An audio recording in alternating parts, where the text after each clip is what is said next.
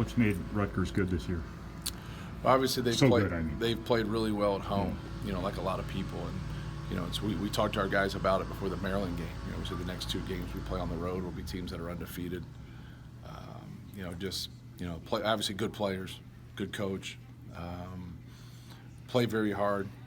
They have good athleticism. They can break you down off the dribble. I think part of them establishing their depth. When Geo Baker went out, that was really good. From McConnell and Mathis and some of their other guards.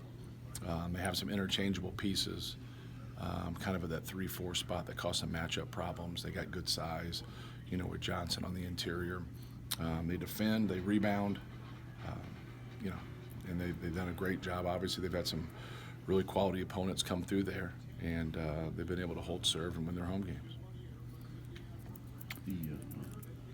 It's been so hard for teams to win on the road. Early it was Right. only 7 of the first 50, but in this week 7-1.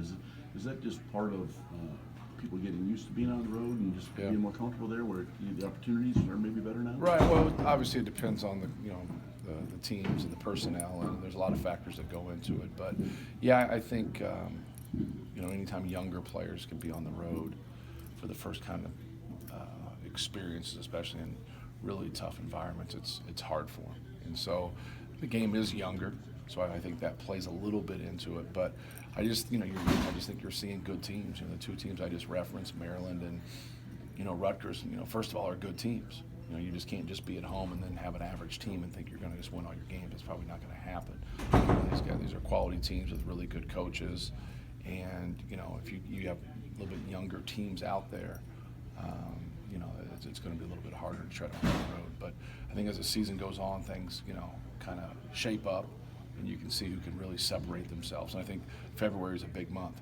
February is a huge month, and so trying to have our last game here in January, getting into February, and trying to get we have 1 non-conference road win, but trying to get our first road win and then just build off of that. What was the impact of Kobe on your basketball life? Obviously just from afar I didn't know him, but just the competitor and a guy that always laced it up, always competed,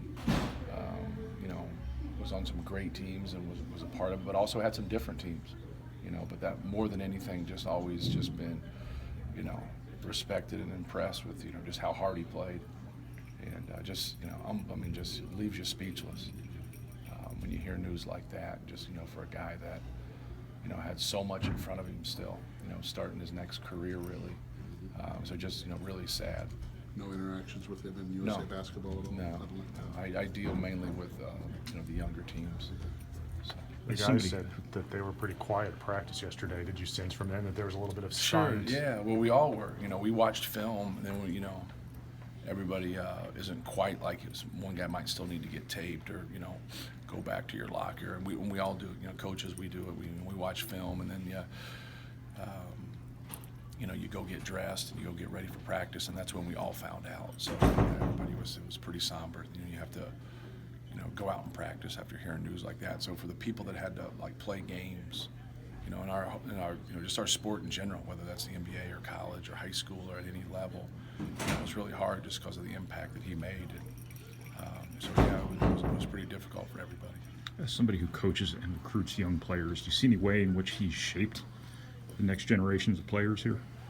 Well, I think what gets lost a lot of times is sometimes the work that those guys that are special put in. It doesn't get lost with the people that are around them. It doesn't get lost for the people that compete against them. But from afar, sometimes young people don't understand how hard it is to be as great as Allen Iverson is at 5'11". Right.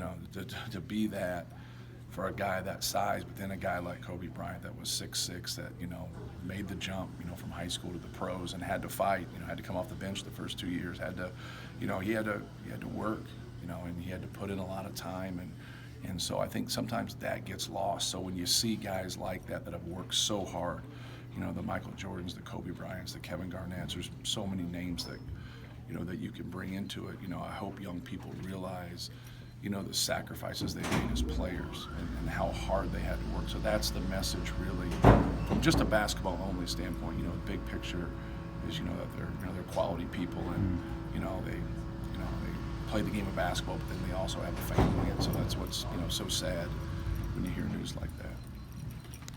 Yeah,